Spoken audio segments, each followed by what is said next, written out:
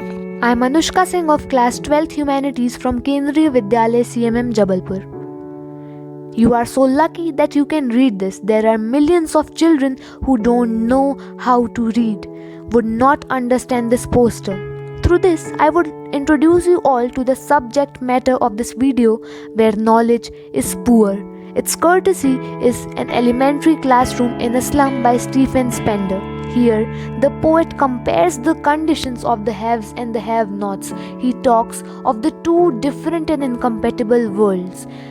It deals with social injustice and class inequalities and attacks on the capitalistic economies in which the rich is becoming richer and more problems and miseries mire the lives of the poor.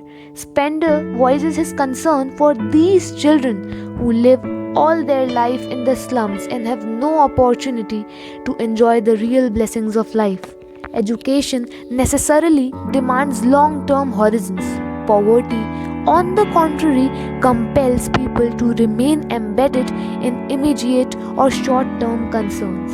India has now recognized 8 years of compulsory education as a right of every child, but endemic poverty and social inequality are posing tough constraints in making this law a reality. Poor people usually fail to plan for the distant future in which their progeny might reap the fruits of education. The children belonging to poor families find it difficult to cope with the regularity that schools demand. This is because hunger, illness, and insecurity interrupt their life at home all the time. Equality of opportunity to all is one of the basic principles of our Constitution. From an educational point of view, John Dewey, American philosopher, psychologist, and educational reformer, strongly argued that an environment in which some are limited will always, in reaction, create conditions that prevent the full development, even of those who fancy they enjoy complete freedom for unhindered growth.